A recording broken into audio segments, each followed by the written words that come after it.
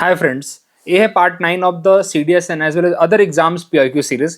क्योंकि इसके अंदर यूपीएससी के भी क्वेश्चंस हैं, इसके अंदर यूपीपीसीएस के भी हैं, इसके अंदर अदर डिफरेंट स्टेट पीसीएस के क्वेश्चंस हैं और साथ ही साथ CDS के क्वेश्चन तो हम डिस्कस कितनी मतलब और भी मतलब लाइक जो 13 मैंने वीडियोस बनाए हैं CDS के उसमें भी कर रखे हैं, इसमें भी हम कर रहे हैं। तो इसमें हमें एक डिफरेंट एस्पेक्ट मिलता है कि किस तरह से क्वेश्चंस कितनी माइन्यूट डिटेल में पूछे जा रहे हैं। तो क्योंकि हम कभी कभी वो सब चीजें ना ओवरलुक कर देते हैं। हम कितनी बार पढ़ेंगे आखिरकार जो हम बुक पढ़ते हैं लक्ष्मीकांत, तो उसको हम कितनी बार पढ़ेंगे, लाइन टू लाइन हमें याद होने वाली नहीं है जब तक हम उसको क्वेश्चन वाइज हम फाइन डिटेल में नहीं देखेंगे। तो इसीलिए जो सीरीज चल रही है वो आपके लिए काफी हेल्पफुल होने वाली है और अगर इसको आप बारीकियों से देखते हैं तो। चलिए पहला क्वेश्चन पे आते हैं। Which part of the constitution of India describe the model of welfare state. अब यहाँ पे out of the given 4 option welfare state का जो प्रिंसिपल है पूरा का पूरा दिया है डीपीएसपी में। बिकॉज डीपीएसपी के अंदर ही इन द पार्ट 4 जो आर्टिकल 36 से लेके 51 तक है उसके बीच में आपको मिलता है डीपीएसपी के बारे में और वहीं पे वेलफेयर स्टेट के बारे में आपको पूरी डिटेल मिलती है। और साथ ही साथ आपको फंडामेंटल राइट में ऐसा कोई वेलफेयर ऑफ द स्टेट की बात नहीं है, ड्यूटी में कोई बात नहीं की गई है। ऑल द प्रीएम्बल के अंदर हमें जस्टिस के बारे में बात की गई है। कितने टाइप के जस्टिस है? हमें 3 टाइप के जस्टिस के बारे में बात की गई है, सोशल, इकोनॉमिक एंड पॉलिटिकल। ये भी एग्जाम में पूछा गया है, सोशल, इकोनॉमिक्स एंड पॉलिटिकल। ये 3 टाइप के जस्टिस के बारे में बात की गई है, डायरेक्टली एग्जाम में आया है। और इवन आर्टिकल नंबर 38 जो आर्टिकल नंबर 38 आपका डीपीएसपी का पार्ट है उसमें भी डायरेक्टली यही बात लिखी गई है सोशल जस्टिस के बारे, सॉरी जस्टिस के बारे में। 3 टाइप के जस्टिस, ये 3 टाइप की जस्टिस हमने कहां से ले रखी है? ये ले रखी है हमने रशियन रिवॉल्यूशन से 1917। ठीक है, तो यहाँ पे और डीपीएसपी का सोर्स क्या है? देखिए इसका सोर्स है आयरिश कॉन्स्टिट्यूशन। आयरिश कॉन्स्टिट्यूशन से हमने एक और चीज क्या ले रखी है? हमने राज्यसभा के अंदर जो नॉमिनेटेड 12 मेंबर होते हैं, जितने भी मेंबर हो उससे मतलब नहीं, नॉमिनेटेड मेंबर्स जो हैं वो प्रिंसिपल हमने लिया है आयरिश कॉन्स्टिट्यूशन से अंडर आर्टिकल नंबर 83 के अंदर उसको दे रखा है। और एक और बात हमने एक और आपको बताता हूं मैं, डीपीएसपी जैसा ही सेम कंसेप्ट 1935 के there are certain instructions given for the viceroys and governor general of the state provinces, sorry state नहीं था उस टाइम पे, प्रोविंसेस थे, उनके लिए कुछ सर्टेन सेट ऑफ इंस्ट्रक्शन थे। उसी की तरह डीपीएसपी भी है। डीपीएसपी भी is a set of instruction for the state and for the centre. क्या ये इन्फोर्सिएबल है क्या? No, it is not enforceable by the court. क्या इसके ऊपर लॉज बनाए जा सकते हैं by the parliament? Yes, parliament and even state can make the laws. जैसे आर्टिकल नंबर 44 क्या कहता है? आर्टिकल नंबर 44 एक लाइव एग्जांपल आपको देता हूं। आर्टिकल नंबर 44 बात करता है about the uniform civil code. And uniform civil code अभी आपको न्यूज में पता होगा उत्तराखंड ने इंप्लीमेंट किया, इसका मतलब स्टेट इसके ऊपर लॉ बना सकता है ना। तो ऐसे आपको रिलेट करना है। चलिए, फंडामेंटल ड्यूटी और राइट तो आपको पता ही है। Preamble it was objective resolution और प्रीएम्बल का जो कंसेप्ट है वो हमने लिया है यूएसए से। और प्रीएम्बल आपको पता है हमारा ऑब्जेक्टिव रिजोल्यूशन जो नेहरू जी ने पास किया था ऑन 13 दिसंबर 1946। अब जो डेट क्यों बोल रहा हूं मैं यार, स्टेट पीसेस में डेट भी पूछ लेते हैं, मैं क्या करूं। ठीक है, तो in India we all know that, आप प्लीज इसको पढ़िएगा। देखिए आर्टिकल 38 ही बात करता है, state to promote welfare by securing social order, justice, social, economic and political. अब आपको बता दो मैं, आर्टिकल 39 जो बी है एंड आर्टिकल 39 सी है, डायरेक्टली एग्जाम में पूछा हुआ था। इसमें हम आर्टिकल 39 बी में हम क्या बात करते हैं? For equitable distribution of resources की बात करते हैं। और 39 सी के अंदर हम बात करते हैं प्रोहिबिट करते हैं हम कॉन्सेंट्रेशन ऑफ वेल्थ को। अब ये डायरेक्टली एग्जाम में ऐसे स्टेटमेंट देके पूछेगी, तो इसका मतलब आपको डीपीएसपी याद रखना पड़ेगा। अब आपको डीपीएसपी बार बार पढ़ने पे तो यार कितना याद करोगे? जितनी बार आप क्वेश्चन अटेम्प्ट करोगे उतनी बार उसको गो थ्रू करोगे तब याद होगा। एक आपको आइडिया मिलेगा, अच्छा इस तरह से क्वेश्चन पूछा जाता है। जैसे आपको एक 43A करके एक आर्टिकल है जो हमने 43A जो हमने 42nd अमेंडमेंट के बाद ऐड किया था। इसमें क्या बात की गई है? Right of workers to take part in the management.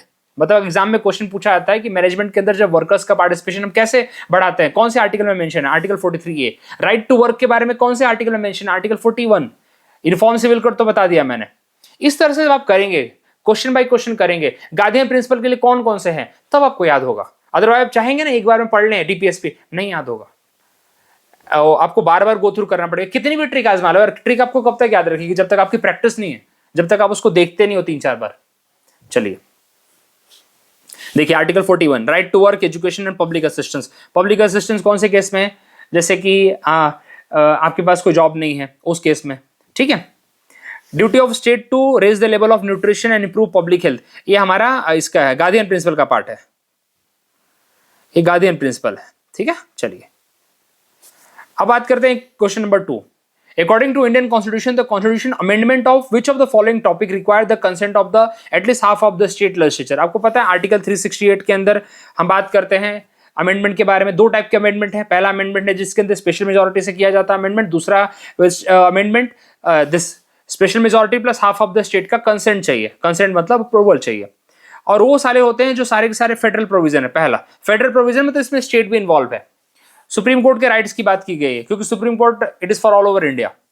Process of constitutional amendment that is given in article 368 itself. Yes, ये भी है, ये भी है, ये भी है। Formation of new state and transformation in the border and name of the state. देखिए आर्टिकल नंबर 3 के अंदर दे रखा है और article number 3 is a part of the schedule 1 और schedule 1 that is union and it's territory. इसको अगर amend करना है तो आपको सिंपल मेजोरिटी से कर सकता है parliament at its own will. लेकिन एक बात आपको दिमाग में रखनी है, जब भी इस पर्टिकुलर इस टाइप का अमेंडमेंट करना है that is a formation of a new state या फिर नाम चेंज करना है तो उसके लिए प्रेसिडेंट का प्रायर परमिशन रिकमेंडेशन चाहिए होता है, ठीक है। इसी तरह से मनी बिल के अंदर भी प्रायर रिकमेंडेशन चाहिए होता है। ये 2-3 चीज आपको दिमाग में रखनी है। तो ये सिंपल मेजोरिटी से कर सकते हैं आप। और ये आर्टिकल 368 में कवर भी नहीं होता। तो ये तीनों चीज यहाँ पे आर्टिकल 368 में कवर होती है। और क्या क्या चीजें हम और क्या क्या चीजें के लिए हाफ ऑफ द स्टेट का रेटिफिकेशन चाहिए? अगर आपको हाई कोर्ट के राइट्स में अगर चेंज करने हैं, अगर हाई कोर्ट के राइट्स में अगर आप चेंज करना चाहते हैं तो भी आपको हाफ ऑफ द स्टेट का। अगर आप शेड्यूल 7 में कोई बदलाव करना चाहते हैं तो भी आपको करना पड़ेगा, स्टेट्स की परमिशन लेनी पड़ेगी। और अगर आप प्रेसिडेंट इलेक्शन के अंदर आप कोई बदलाव करना चाहते हैं तो भी आपको लेना पड़ेगा, बिकॉज प्रेसिडेंट के इलेक्शन इलेक्टोरल कॉलेज के अंदर elected member of the state legislative assembly आते हैं। चलिए अब आपको ये सब चीजें तुरंत आपके दिमाग में क्लिक होनी चाहिए। अच्छा इलेक्टोरल कॉलेज में और कौन कौन आता है, ऐसे दिमाग जब चलेगा तब आप समझिए कि आपकी प्रिपरेशन अच्छी हो रही है। अदरवाइज अभी भी आपकी प्रिपरेशन एक नीसेंट स्टेज पे है, अगर आपके दिमाग इतने क्लिक नहीं कर रहे हैं तो।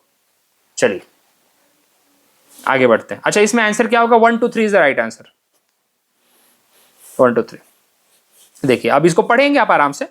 देखिए क्या है आर्टिकल 243 टू 263 ये कौन से पार्ट में आता है? ये पार्ट भी पता होना चाहिए। पार्ट है पार्ट नंबर 11, ठीक है। इसके अंदर पहला जो चैप्टर है ये भी अरे एग्जाम में ये पूछा गया यार। चैप्टर नंबर 1 क्या है? चैप्टर नंबर 1 बात करता है आर्टिकल 245 से लेकर 255 तक the legislative relation between centre and the state. And second बात करता है administrative and the administrative relation बात करता है जो 255 से लेकर 263 के बीच में आता है। और 263 क्या है? 263 स्पेशली बात करता है इंटर स्टेट काउंसिल के बारे में बात करता है जो सरकारिया कमीशन के बाद हमने सेटअप कर रखा है, Sarkaria commission for the state centre relation.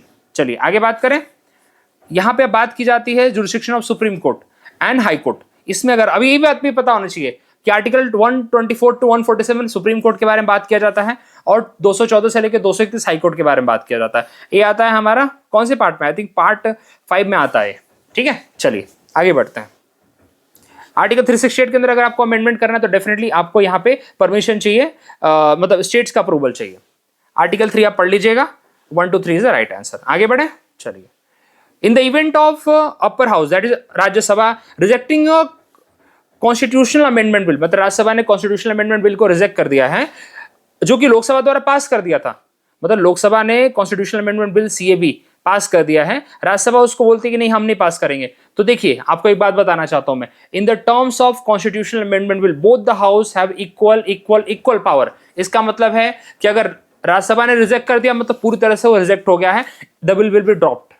ऐसा मनी बिल के केस में तो राज्यसभा की पावर ही लिमिटेड है, राज्यसभा तो कुछ कर ही नहीं सकता उस केस में। सिंपल बिल के अंदर अगर 6 महीने तक उस बिल को अटका के रखा जाएगा तो ज्वाइंट सेटिंग का प्रोविजन है वहां पे 108, आर्टिकल नंबर 108, ठीक है। और लोकसभा जब डिसॉल्व होगी तो उसके ऊपर अलग से कंडीशन से वो बाद में बात करेंगे। लेकिन कॉन्स्टिट्यूशनल अमेंडमेंट बिल में दोनों हाउस को इक्वल पावर है। इसका मतलब अगर राज्यसभा से बिल पास हो गया, लोकसभा में आया, लोकसभा ने पास नहीं किया तो बिल रिजेक्टेड है, बिल वहां पे ड्रॉप हो गया सीधा, ठीक है। ज्वाइंट सेटिंग का कोई प्रोविजन ही नहीं, ज्वाइंट सेटिंग का प्रोविजन ना मनी बिल में है ना ही कॉन्स्टिट्यूशनल अमेंडमेंट बिल में है। चलिए आगे बढ़ते हैं। यहाँ पे हम लोग आर्टिकल 368 के अंदर ही बात की जाती है। ज्वाइंट बिल आर्टिकल 108, यहाँ पे कोई प्रोविजन नहीं इसके बारे में, ठीक है। आगे बढ़े। ये तो आप पढ़िएगा इसको आराम से, इसमें ज्यादा कुछ नहीं है। विच of the following statement regarding fundamental duty is not true. देखिए अब बोलते हैं बहुत लोग बच्चे मुझे मैसेज करते हैं सर मुझे फंडामेंटल ड्यूटी याद नहीं होता। जब मैंने ऑफलाइन क्लासेस में पढ़ा था तो बोलते याद ही नहीं होता। मैंने ऐसे कैसे याद नहीं होता? पहली बात है कि जितनी बार आप PIQ करेंगे, अगर मेरे साथ आप बने हुए हैं ना PIQ सीरीज में, तो आपको फंडामेंटल ड्यूटी ऐसी याद हो जाएगा कि फंडामेंटल ड्यूटी में क्या क्या चीजें हैं। क्या उसको हम एनफोर्स कर सकते हैं बाय रिट्स? अरे भाई फंडामेंटल राइट्स को एनफोर्स किया जाता है, ड्यूटी को नहीं। और रिट्स के लिए आर्टिकल 32 है और आर्टिकल 226 है, 226 हाई कोर्ट को, 32 सुप्रीम कोर्ट को। तो पहला तो गलत हो गया। They can be promoted only by constitutional method, ऐसा तो कुछ नहीं लिखा है भाई।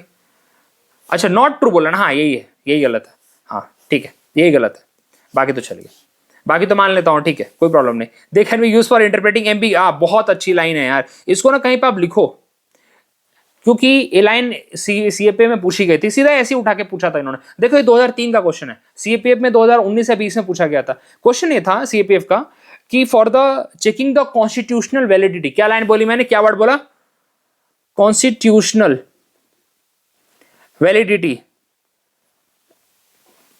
Validity for checking the constitutional validity, क्या supreme court of India fundamental duty को रेफर कर सकता है?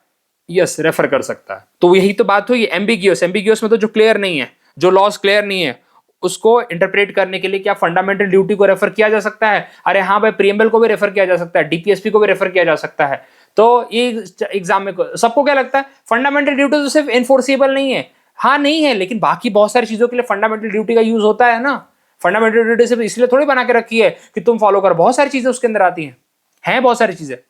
The performance of any duty come within the sphere of constitutional law which the court has to decide। हाँ ठीक है, तो ये बात आप दिमाग में रखेंगे, इसी बहुत इंपॉर्टेंट है। इसके ऊपर देखिए 2003 का क्वेश्चन है, अगर पीआईक्यू करते रहेंगे तो कितना आपको अच्छा होगा। लोग यहाँ पे बोलते हैं चलो ये 2003 का क्वेश्चन, ऐसे क्वेश्चन उठा के और सीएपीएफ का पुट करेंगे। अरे वो ठीक है, वो भी मेथड सही है, लेकिन आखिरकार तुमको दोनों पढ़ना पड़ेगा जाके। अभी ये तुमको पढ़ाया मैंने, तुम फंडामेंटल ड्यूटी पढ़ो ना जाके एक बार, क्यों नहीं पढ़ते हो? तुम्हें जस्टिस वर्मा कमेटी पढ़ना पड़ेगा ना, तुम्हें स्वर्ण सिंह कमेटी की रिकमेंडेशंस पढ़नी पड़ेगी ना, क्यों नहीं पढ़ोगे? तो नहीं पढ़ोगे तो फिर तुम फिर पीआईक्यू करते रहो।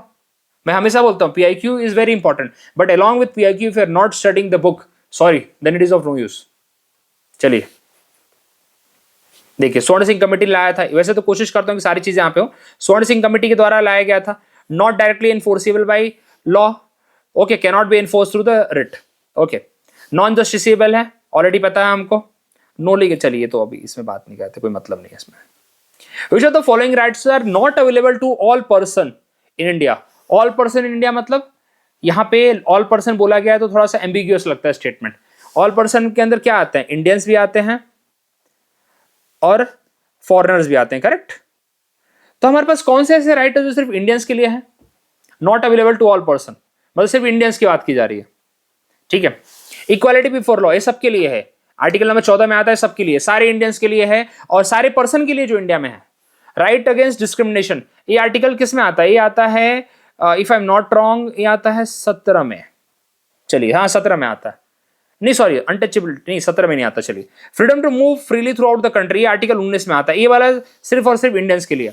राइट टू कंटेस्ट इलेक्शन, ये किसके लिए? ये सिर्फ इंडियंस के लिए भैया, वैसे इंडियंस के लिए बस, ये सबके लिए नहीं है, ये फॉरेनर थोड़ी आके इंडिया में कंटेस्ट करेगा इलेक्शन। तो 4th और 3 को ऐसे ही हटा दीजिए, not available to all person. अरे सॉरी माय मिस्टेक, अरे यार देखो यही होता, समझाते समझाते मैं अटक जाता हूं कहीं पे। देखो क्या बोला है, not available to all person, मतलब 2, 3 और सॉरी ये वाला तो सबके लिए है ना, तो ये तो गलत हो गया ना, 1 को हटाओ, 1 को हटाओ यार, 1 को हटाओ, तो 2, 3, 4 होगा, क्योंकि इक्वालिटी बिफोर लॉ तो सबके लिए, इंडियंस के लिए भी और फॉरेनर्स के लिए भी है, तो ये गलत हो गया ना, बाकी सही हो जाएंगे। क्योंकि देखो ये जैसे ही 1 हटाया 2, 3, 4 बचा। राइट अगेंस्ट डिस्क्रिमिनेशन 15 में, क्योंकि इन्होंने सिर्फ बहुत वेग स्टेटमेंट दिया है, क्योंकि यहाँ पे 15 में भी आता है, यहाँ पे discrimination on the ground of opportunity, मतलब ये बात हम जो उसकी करते हैं 16 के अंदर फॉर द पब्लिक एम्प्लॉयमेंट, उसके अंदर भी एक डिस्क्रिमिनेशन का ग्राउंड एडेड है।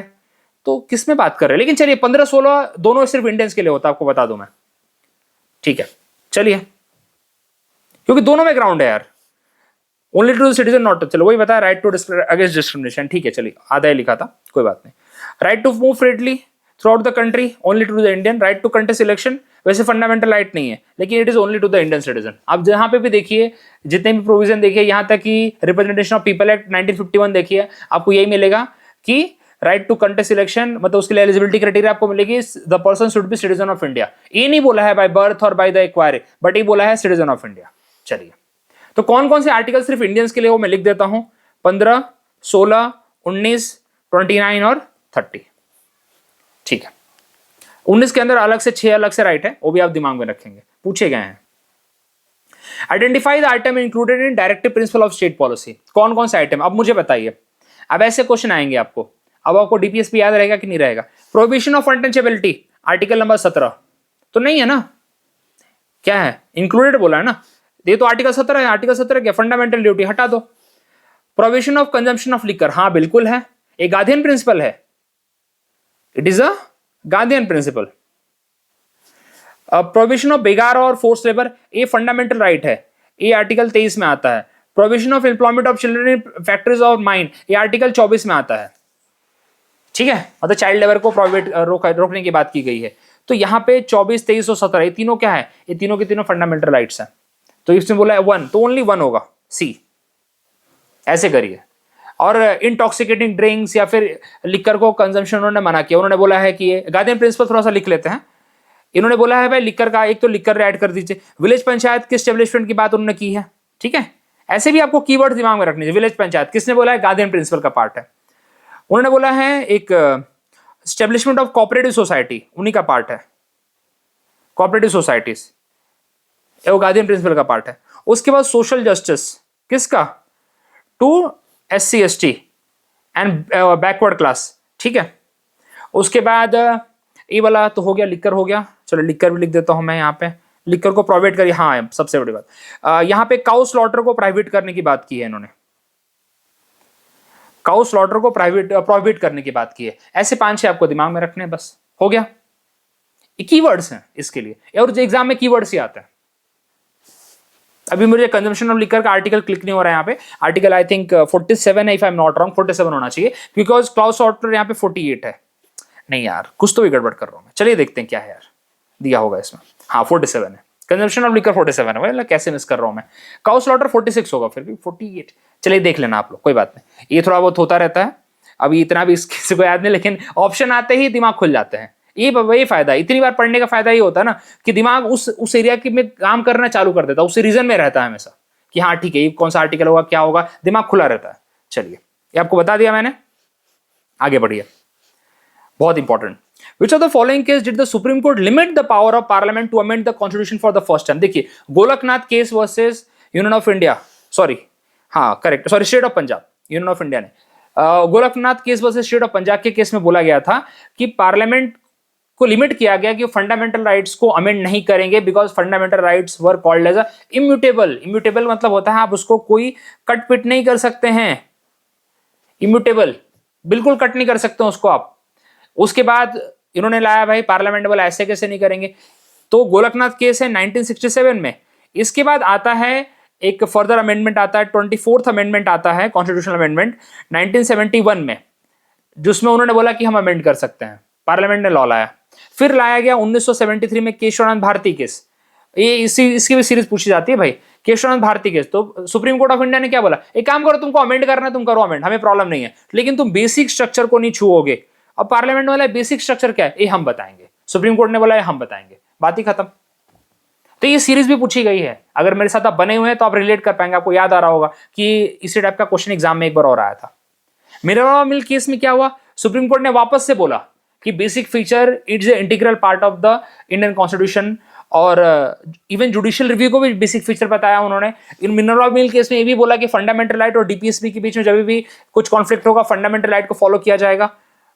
1980, ठीक है, चलिए आगे बढ़े। AK गोपालन केस तो प्रिवेंटिव डिटेंशन से था, तो इसका यहाँ पे कोई केस नहीं है, ठीक है।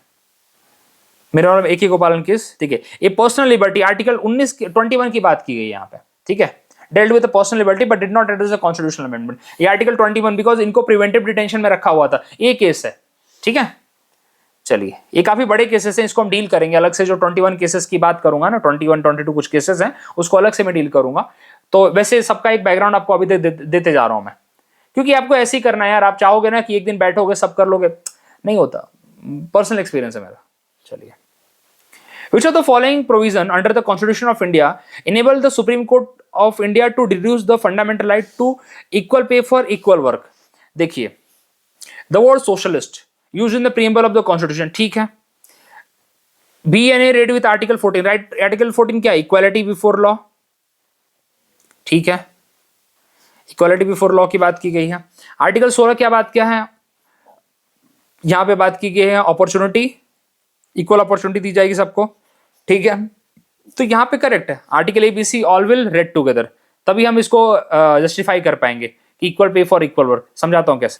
देखिए सोशलिस्ट प्रिंसिपल क्या बोलता है, सोशलिस्ट प्रिंसिपल ये बोलता है भाई कि ये हमारे इसकी ड्यूटी है, स्टेट की ड्यूटी है, इंप्लाई करता है स्टेट की ड्यूटी है कि स्टेट ऐसे लाइक प्रमोट करेगा कि भाई इनइक्वालिटी कम कर रहे हैं। इनइक्वालिटी किस सेंस में, इनकम में, स्टेटस में, फैसिलिटीज में, थोड़ा हैंडराइटिंग माफ करिएगा, फैसिलिटीज में और अपॉर्चुनिटी में, ये सब यहां पे ध्यान रखेगा स्टेट। करेक्ट, स्टेट ये मेक श्योर करेगा सोशलिस्ट प्रिंसिपल के थ्रू कि हम इनइक्वालिटी को कम कर पाए। बहुत सारी चीजों में इनइक्वालिटी होती है, आपको पता है, status, facility, opportunity, individual, groups, हर चीज में, मतलब एक तरह से इनइक्वालिटी कम करना। मान लिया ये प्रीएम्बल में दे रखा है सोशलिस्ट प्रिंसिपल हमारे, ठीक है, सोशलिस्ट प्रिंसिपल नहीं था, सोशलिस्ट वर्ड ऐड किया गया है आफ्टर द 42nd अमेंडमेंट, ठीक है।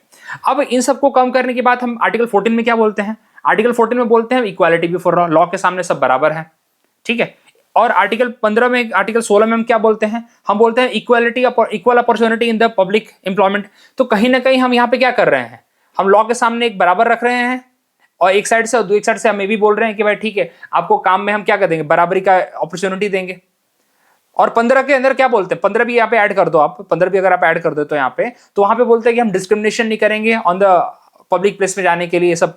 तो कहने का मतलब क्या है कि हम अपने सोशलिस्ट प्रिंसिपल को फंडामेंटल राइट्स के थ्रू इंप्लीमेंट तो करवा ही रहे हैं, ठीक है। हम equal pay for the equal work, जितना आप काम करोगे, जितना आप काम करोगे, भले मेन हो या वुमेन हो, आपको इक्वल पेमेंट उतनी दी जाएगी, ठीक है। क्योंकि आर्टिकल 14 से क्या बोलता है, मेन है वुमेन हो, सबके लिए लॉ बराबर है। समझ में आ गई बात आपको।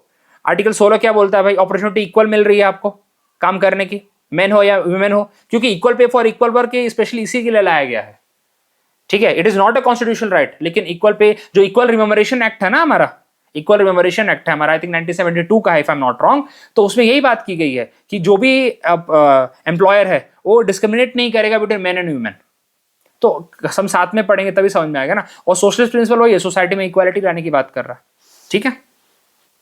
देखिए यहाँ पे तो होगी सारी चीजें। When read together, this provision provide constitutional basis for equal pay for equal work, even though it is not explicitly mentioned। तो अगर एग्जाम में आपसे क्या है, equal pay for equal work कहीं भी हमारे कॉन्स्टिट्यूशनल मैंडेट का पार्ट है नहीं, इस तरह तो कॉन्स्टिट्यूशन में लिखा नहीं है, लेकिन कहीं ना कहीं इंप्लाइड है वो, जब आर्टिकल्स को हम साथ में पढ़ते हैं। ऐसे क्वेश्चन जब आते हैं तो लिटरली दिमाग लगाना थोड़ा पड़ जाता है, ठीक है। अब यहाँ पे कौन सा केस है भाई, देखो केस बाय केस याद है तो और इजी हो जाएगा, लेकिन लॉ वाले इतने केस पढ़ेंगे और हम ऐसे इतना केस कैसे पढ़ सकते हैं। Randhir Singh versus union of India and DS Nakara versus union of India case, तो इस केस में बोला गया, लेकिन अपने को इतना कहाँ केस याद रखना है, ठीक है। वो आपको याद न रखे तो भी चलेगा, बस आपको कंसेप्ट थोड़ा दिमाग में रहनी चाहिए, हाँ समझ में आना चाहिए, इतना बेसिक क्लियर है तो हो जाएगा। Consider the following statement about fundamental right, they are guarantee against the state action. बिल्कुल, अगर स्टेट ने कोई आर्बिट्री एक्शन लिया आपके फंडामेंटल राइट को हर्ट करने के लिए, you can go to the supreme court. They are enumerated in the part 3 of the constitution. बिल्कुल, article 12 to article 35। They ensure social, economic and political justice. ये तो हमारा DPSP देता है ना, DPSP आर्टिकल नंबर 38, करेक्ट, याद करो ऐसे। They are unlike the bill of right in the, नहीं, they are like the bill of right, because bill of right का कंसेप्ट से ही हमने अपना फंडामेंटल राइट का कंसेप्ट लिया हुआ है। तो ये वाला तो 3 वाला कट करिए, 4th वाला भी कट करिए आप, तो 1 and 2 is the right answer here, ठीक है। तो बिल ऑफ राइट के जैसा है, बिकॉज आप देखेंगे ये फंडामेंटल राइट का कंसेप्ट हमारा बिल ऑफ राइट से लिया हुआ है। चलिए तो यहाँ पे देखते हैं बाकी। Fundamental right act as a guarantee against the state action that may violate individual freedom, most rights are enforceable only through the state. चलिए वो तो कोई मतलब नहीं है यहाँ पे अभी, ओके, बाकी सारी चीजें सही है। Which of the following has been recognized as a fundamental by the Supreme Court of India? Right to shelter बिल्कुल है, आर्टिकल 21 का पार्ट है भाई ये। अब यहाँ पे राइट टू ट्रेवल अब्रॉड बिल्कुल सही है। Right to equal pay for equal work, देखिए यहाँ पे जो आर्टिकल है, तो ये वाला जो है it is not a fundamental right. ये फंडामेंटल राइट में डायरेक्टली मेंशन नहीं है। हमने इससे पहले जो पढ़ा था वो क्या था, 14 और 16 को जब हम करके इंप्लाई करते हैं तब हमें समझ में आता है कि अच्छा इसके बारे में बात हो रही। क्या फंडामेंटल राइट में डायरेक्टली मेंशन है क्या? No, it is not directly mention, क्योंकि आर्टिकल नंबर 39D का पार्ट है, DPSP का पार्ट है। फंडामेंटल राइट में डायरेक्टली मेंशन नहीं, ऑल्दो इंप्लाई करके तो हम बहुत सारी चीजें यहां पे कर सकते हैं, supreme court of India time to time पे बताता रहता है, लेकिन वो इंप्लाइड में आता है। क्या डायरेक्टली मेंशन है क्या? नो। तो यहाँ पे 1 and 2 के साथ हम जाएंगे, यहाँ पे 1 and 2, 1 to 3 के साथ नहीं जाएंगे, सॉरी, ओके। तो यहाँ पे right to equal pay for equal work is mention in the article number 39D. Okay, चलिए, which of the following was not added to the DPSP by the 42nd amendment. Not added बोला है, इसका मतलब बाकी के added होंगे. Simple सी बात है ना, यहाँ पे बाकी के एडेड होंगे ना. इन्फॉर्म सिविल कोड, मेरे को इतना पता है because uniform civil code article number 44 में आता है. बस इतना मुझे पता है. मैं बाकी मुझे नहीं भी पता होगा तो मैं कर लूंगा. सिंपल सी बात है, क्योंकि आर्टिकल 44 पहले से था. बाकी जो participation of worker in the management of industry ये 43A के बाद है. मतलब ये ऑलरेडी मतलब ये ऐड किया हुआ है 42nd अमेंडमेंट के बाद. और ये वाला किस में है? Equal justice and free legal aid, ये 39A में. ऐसे याद करना आपको, ठीक है. आपको सेपरेटली अगर लिख भी लेंगे, मैंने बताया था आप लोगों को कि अगर आप लोग सेपरेटली 42nd अमेंडमेंट के अमेंडेड वाले जो डीपीएसपी लिखेंगे उससे भी डायरेक्टली क्वेश्चन आता है. ठीक है, चलिए. तो यहाँ पे 39F क्या बोलता है? Protection of children and youth from exploitation. 39A बोलता है equal justice for free legal aid. 43A बोलता है participation of worker in the management of industry. ये बहुत बार पूछा है. और क्यों पूछा है बताऊं आपको मैं? क्योंकि असिस्टेंट लेबर कमिश्नर का एक एग्जाम होता है और ईपीएफओ का एग्जाम होता है. उसमें डायरेक्टली मैनेजमेंट एंड वर्कर से रिलेटेड जो क्वेश्चन, लेबर लॉ से रिलेटेड क्वेश्चन आते हैं, उसमें डायरेक्टली यूपीएससी यही सब क्वेश्चन पूछता है डीपीएसपी से रिलेटेड. तो वहां से डीपीएसपी का एक अच्छा पर्सपेक्टिव मिलता है कि कहां से डीपीएसपी के ज्यादा क्वेश्चन आ रहे हैं. अच्छा, एक और चीज यहाँ पे ऐड की गई है 48A. 48A नहीं भूलेंगे आप, क्योंकि 48A जो है द कंसेप्ट है 48A के अंदर, जिसके अंदर improvement of environment and to safeguard forest and wild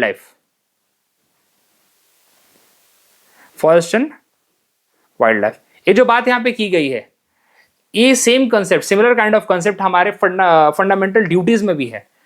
ठीक है, तो 48A हमने ऐड किया है 42nd अमेंडमेंट के बाद, but similar kind of concept we have also in the fundamental duty. तो एग्जाम में एक बार ऐसा क्वेश्चन आया था कि कौन सा कंसेप्ट है जो इन्वायरमेंट के प्रोटेक्शन के बारे में बात करता है, वो कहां कहां मेंशन हो, डीपीएसपी में मेंशन है, किस फंडामेंटल ड्यूटी में मेंशन है. तो the other option was in option both A and B. तो उसमें दोनों में मेंशन है. ये बात आप दिमाग में रखेंगे. सीएपी में पूछा है, यूपीपीसीएस में भी पूछा है, इन फ्यूचर यूपीएससी में पूछ सकते हैं, कोई बड़ी बात नहीं है.